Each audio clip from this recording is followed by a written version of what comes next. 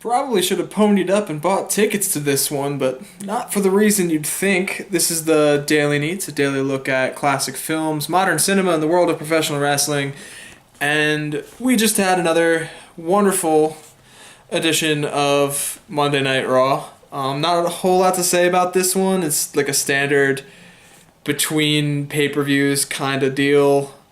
Some feuds are getting solidified, some new ones are starting to blossom, but nothing huge happened, except for Anderson and Gallows finally made their long-awaited debut. Debut, if you can call it that. They ran in and beat up the Usos because, sure, okay. Natalia had a shot at the the women's title. That's going to take a while to get used to. And good for her. She deserves it. She deserves to hold it, maybe more than Charlotte does, but that's another discussion for another day. Cesaro is number one contender for the IC title, which is awesome. He's going to have like a nice title match, but I mean, what has the IC title really meant recently? Anyway, I like that they're doing this tag tournament. I like the idea of it, because you just had Enzo and Cass and the Vaudevillains debut last week.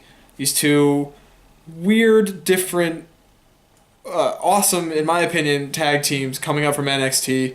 What better way to showcase them than giving them a couple matches with stakes instead of just, like a brief match, like how Apollo Crews tonight had another match against Adam Rose and won handily, and like, okay, cool, we're showcasing Apollo Crews, but it's nice to have the tag teams come up and be able to showcase them. Give them some matches with stakes. Have them be part of this tournament and have those matches actually mean something to start them out. I do really appreciate that.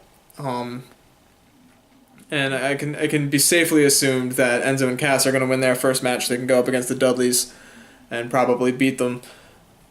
So I do like that tournament. This is another one of those Raws. Like, I thought they learned their lesson last week with Shane running the show, and he's back running the show again, and the lesson was not learned. The main event was another whatever main event. And what should have been the main event was Sami Zayn and AJ Styles, because from what I could see, that match was a great match. Granted, the reason why I probably should have bought tickets and gone tonight, considering it's in LA, is the USA live stream was broken.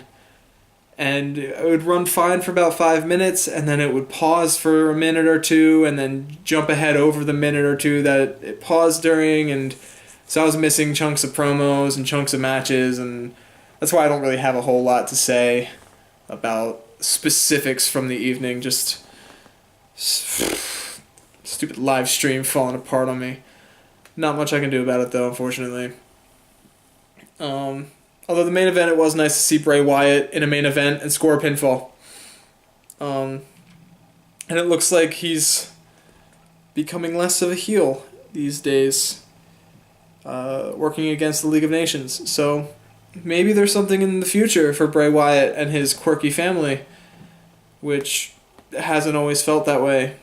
But it's nice, because he deserves a lot more than what he gets on the main roster, and it's nice to see him. It's nice to hear his music play at the end of an evening, and not because he's ruining somebody else's day, but because he's winning a match.